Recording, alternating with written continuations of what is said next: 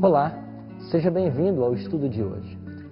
Hoje iremos aprender a maneira extraordinária como Deus conduziu a reforma na Suíça. Iremos ver também como Genebra se tornou o centro para a divulgação da mensagem da reforma.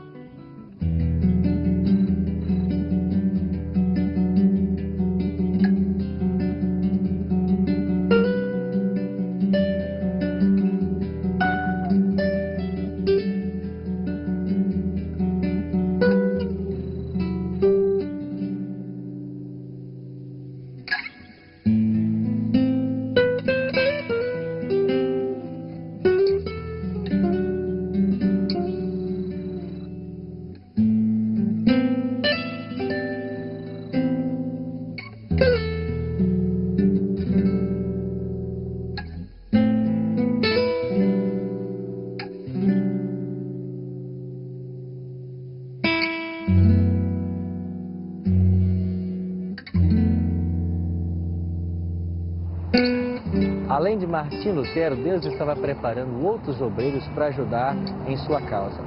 Em uma das escolas aqui de Paris, havia um jovem que dava mostras de espírito robusto, ardor intelectual e devoção religiosa. Seu gênio e aplicação logo fizeram dele o orgulho do colégio. Seu nome, João Calvino.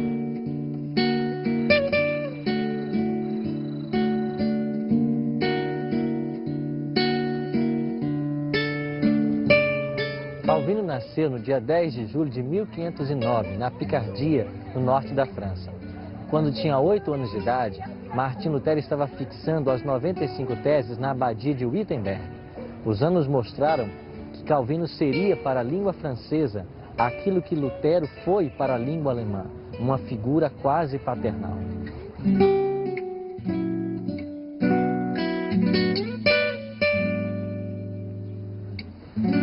Calvino fora educado para o sacerdócio.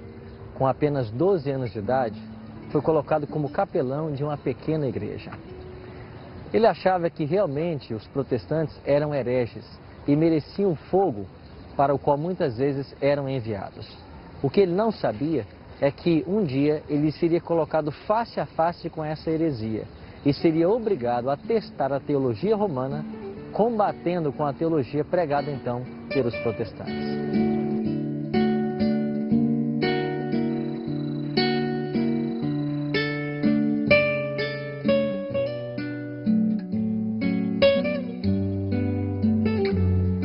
Estava aqui em Paris um primo de Calvino chamado Olivier, que havia se unido aos reformadores.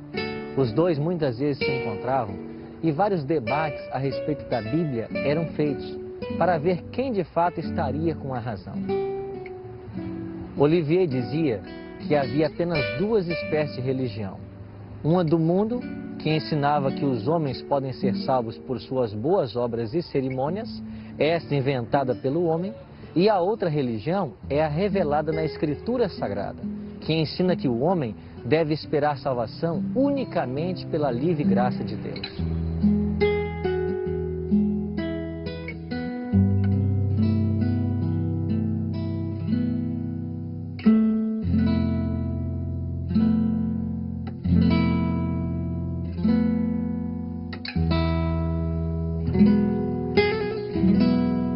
Calvino retrucava: "Não quero nenhuma das suas novas doutrinas. Achas que tenho vivido em erro todos os meus dias?" Sozinho, porém, em seu quarto, ponderava as palavras do primo. A convicção do pecado o incomodava. Via-se sem intercessor na presença de um juiz justo.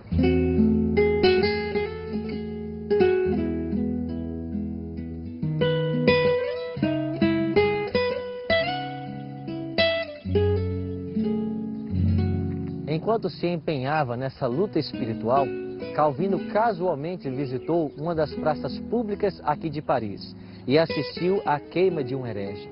Ficou maravilhado ante a expressão de paz que se esboçava ao semblante do mártir, entre as torturas, a agonia da morte cruel, sobre a mais terrível condenação da igreja. Manifestou uma fé e coragem que Calvino contrastou com seu próprio desespero e escuridão, mesmo vivendo em estrita obediência à Igreja Romana. Ele sabia que esses, assim chamados hereges, fundamentavam sua fé na Bíblia. Resolveu então estudá-la e descobrir, se pudesse, o segredo da alegria deles.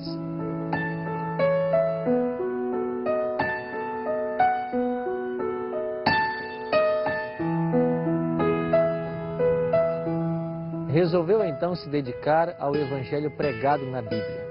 Hesitou, porém, em se fazer pregador público. Era naturalmente tímido e tinha medo das grandes responsabilidades desse cargo.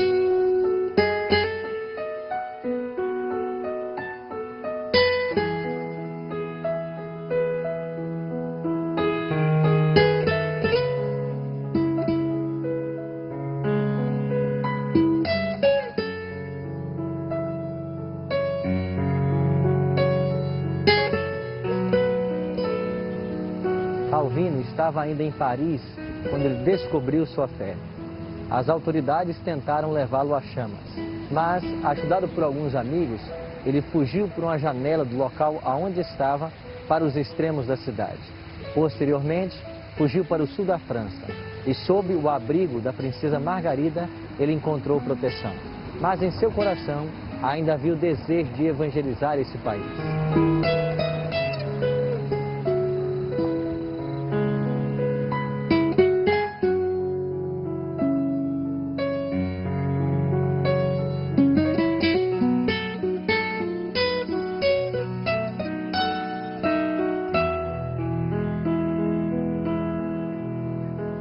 Calvino dedicou-se a pregar o Evangelho na França com todo o seu coração.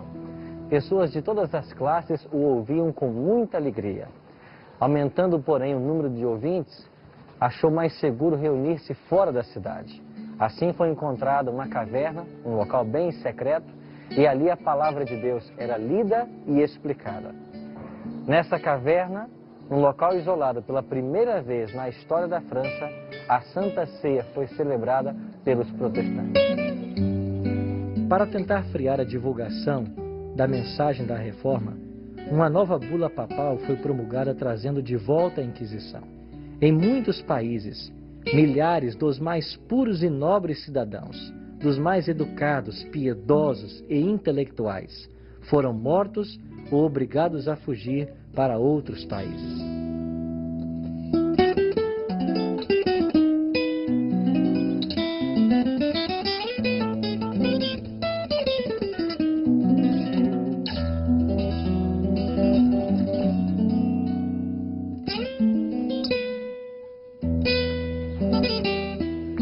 Roma usou de todas as formas para tentar acabar com o protestantismo, retirar a Bíblia do povo e estabelecer as trevas, a superstição e o erro que prevaleceu durante a Idade Média. Mas Deus, através da sua bênção e de homens que levantou para manter avante a sua obra, não permitiu que a reforma desfalecesse.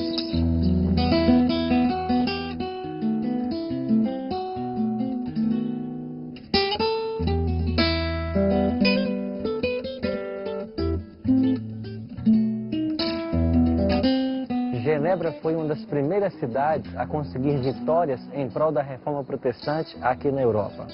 Calvino aqui trabalhou por cerca de 30 anos. Primeiro, para estabelecer uma igreja que aderisse à moralidade da Bíblia. Depois, para ajudar a promulgar a fé reformada, do qual era defensor.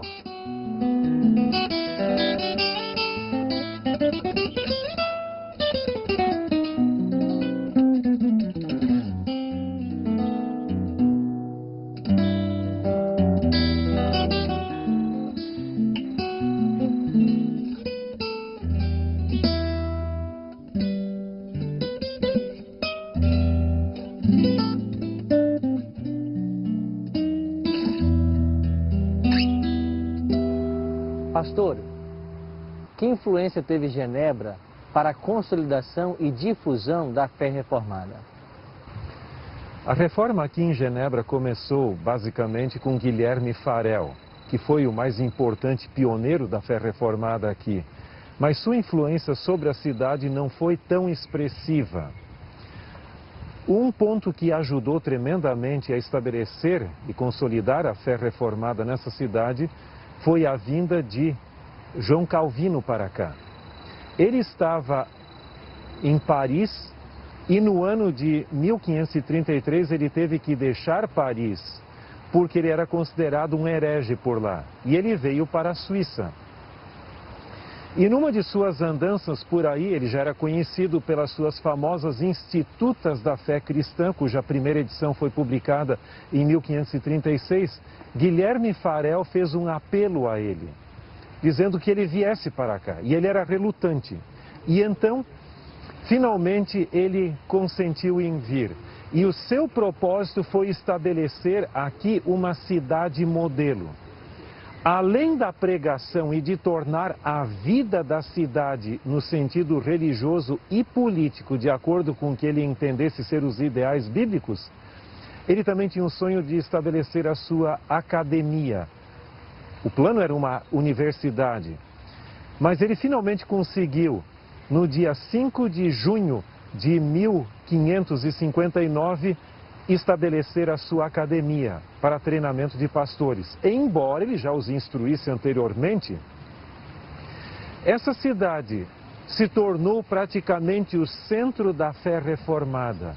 Daqui saíram pastores e pregadores para várias partes da Europa, especialmente para a Inglaterra, onde deu origem ao puritanismo, a Escócia e outros países mais. Talvez um dos maiores exemplos da influência que essa cidade teve foi John Knox, que até aparece ali no mural como o último deles.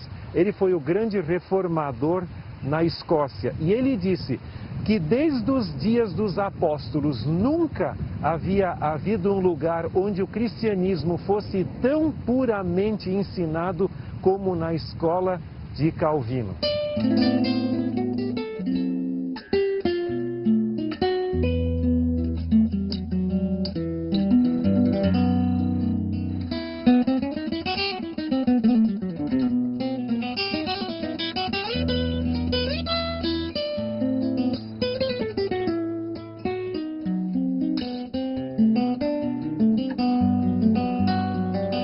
Calvino sonhava em uma reforma bem profunda em Genebra, envolvendo também o sistema educacional da cidade. A escola existente era bastante precária e ele tinha a ideia de estabelecer aqui uma universidade. Mas as finanças governamentais eram escassas. Consequentemente, depois de muitos esforços, ele conseguiu apenas estabelecer uma academia, a Academia de Genebra, que está ao fundo. Ela foi estabelecida em 1559 e desse lugar saíram muitas pessoas, novas gerações, treinadas para difundir a fé calvinista em muitos países. Essa instituição se tornou a precursora da atual Universidade de Genebra.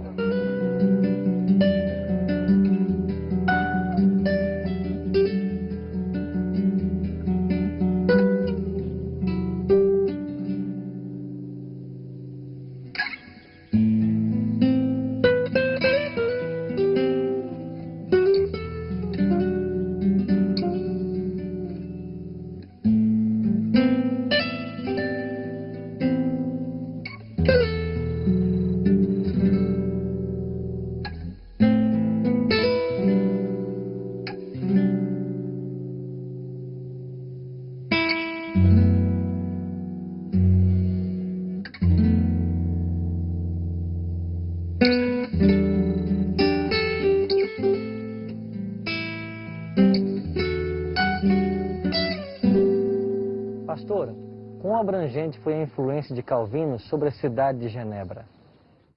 Calvino foi decisivo no sentido de reformar toda a cidade, enquanto em alguns lugares a reforma foi mais no aspecto da religião. Aqui em Genebra influenciou a religião bem como a própria política e a vida social da cidade. O sistema administrativo foi influenciado por Calvino. Além disso, você vai ver que o próprio estilo de vida dos cidadãos também eram forjados pelo pensamento da reforma. Por exemplo, o consumo de bebidas alcoólicas, em certo sentido, era controlado. A reverência no culto da igreja. Se alguém risse durante o sermão ou tivesse um comportamento inadequado, ele era convidado a se retirar. Pessoas que não se conformassem com o estilo de vida proposto por Calvino eram convidadas a se retirar da cidade de tal maneira que o próprio ambiente aqui em Genebra fosse um ambiente cristão. Devemos ter em mente também que Calvino era um refugiado francês. Isso fez com que a sua reforma tivesse uma abrangência mais internacional.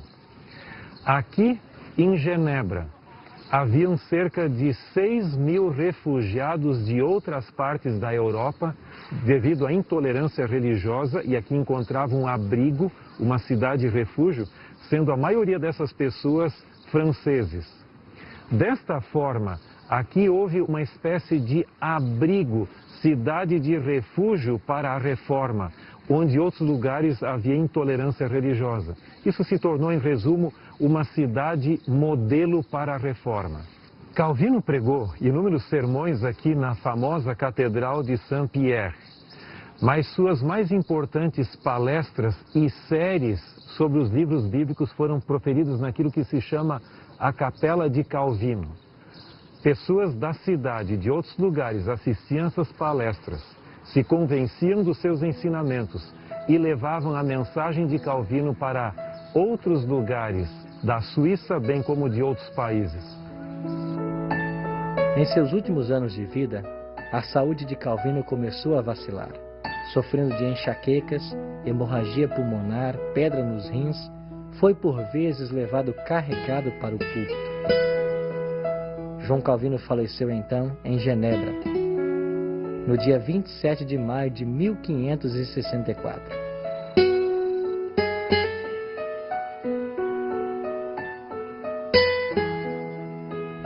Foi enterrado numa sepultura simples e não marcada, conforme o seu próprio pedido.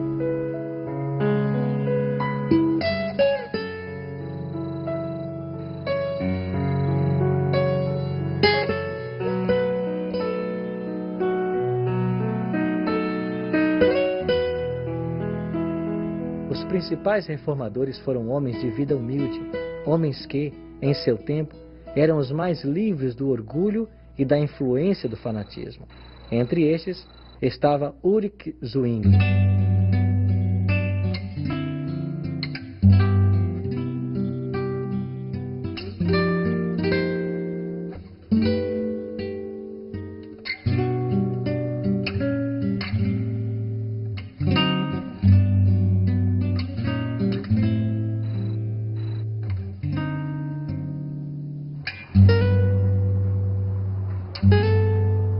Zwingli nasceu em Wildau, Suíça, no dia 1º de janeiro de 1484.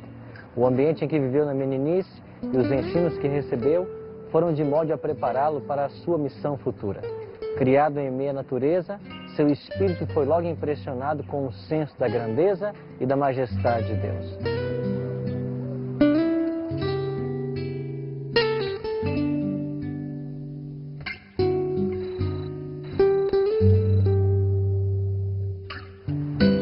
Na idade de 13 anos, foi para Berna, que então possuía a mais conceituada escola na Suíça. Lá, Zwingli foi tentado pelos frades a entrar para a ordem, mas seu pai orientou que ele voltasse para casa. Não tinha intenções de permitir que seu filho seguisse a vida ociosa e inútil dos monges.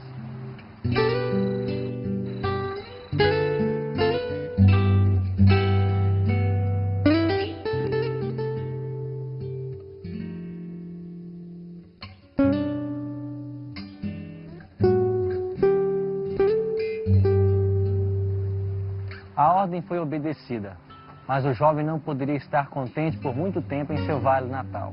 E logo retornou aos estudos, dirigindo-se depois para a Basileia. Foi ali que Zwingli ouviu pela primeira vez do Evangelho da Livre Graça de Deus, através do professor Wittenbach.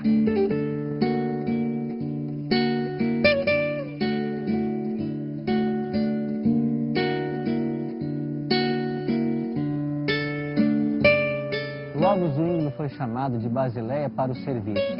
Seu primeiro campo de trabalho foi uma paróquia alpina, não muito distante de seu vale natal. Ali recebeu a ordenação ao sacerdócio. Quanto mais pesquisava as Escrituras, mais claro era o contraste entre as suas verdades e as heresias de Roma.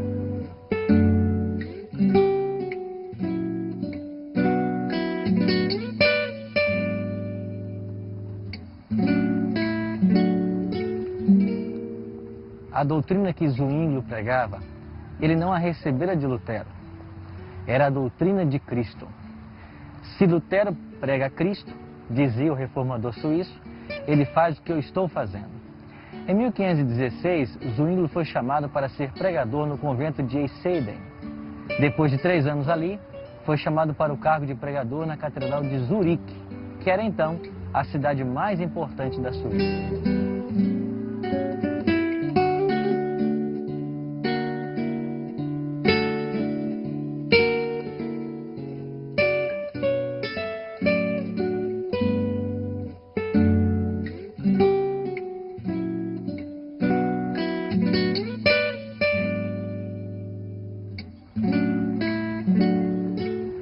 Ao chegar aqui em Zurique, Zwinglio começou a pregar a respeito da vida de Cristo conforme ensinado no Evangelho de São Mateus.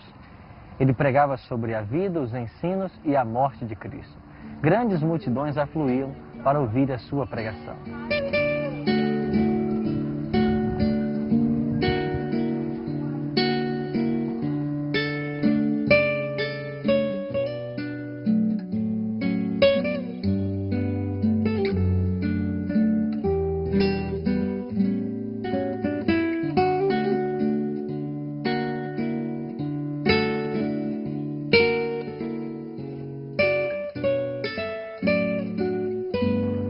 Pastor, como começou a reforma aqui em Zurique, na Suíça?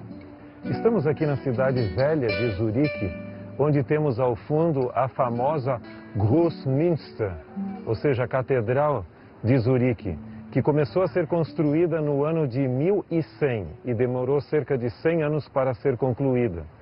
Em 1519, Ulrico Zwinglio foi convidado para ser o pregador dessa catedral. E quando ele veio aqui, ele veio decidido a pregar a palavra de Deus, começando pelo Evangelho de Mateus e pregando todos os evangelhos, porque ele gostaria que o povo tivesse uma visão mais clara de Cristo. Obviamente, ele se valeu do Novo Testamento grego de Erasmo de Roterdã, que havia sido publicado em 1516, ou seja, 3 anos antes. E aí ele percebeu que os ensinamentos bíblicos no seu original eram bem diferentes do que ensinados pela Igreja Católica. Além disso, há o fator político. Zwinglio havia acompanhado como capelão algumas gerações de soldados mercenários, porque a Suíça tinha o hábito de alugar seus jovens como soldados mercenários para a peleja, por exemplo, na Itália. E ele viu o quanto isso estava prejudicando a moral, quanto o seu comportamento dessa nova geração, bem como muitos voltavam lesionados fisicamente com outros problemas. E ele decidiu que deveria ter uma reforma não apenas espiritual, mas até mesmo política.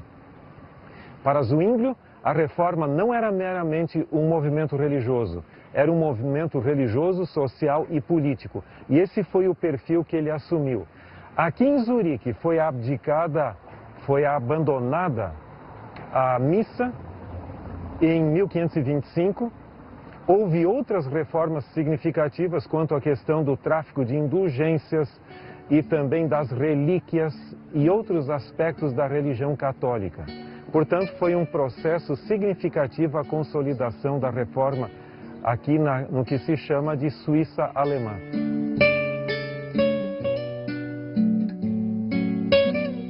Um ano depois que o monge de Wittenberg proferira o seu não ao Papa e ao Imperador em Worms, tudo parecia indicar uma resistência semelhante às pretensões papais em Zurique. Ao mesmo tempo em que muitos cantões aceitaram a fé reformada, outros se apegaram com cega persistência ao credo de Roma. Sua perseguição aos que desejavam receber a verdade deu finalmente origem à guerra civil.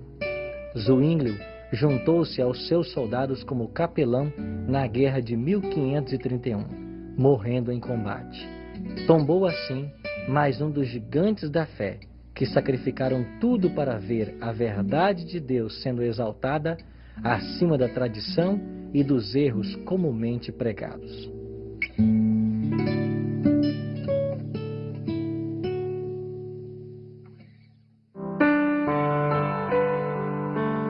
A minha decisão é: após conhecer o exemplo de homens que se dedicaram à verdade e em levar avante a obra de Deus como Calvino e Zwinglio, tomo hoje a decisão de ser um fiel representante de Cristo e ficar em pé pela verdade, ainda que enfrente provações e sofrimentos por causa da minha fé.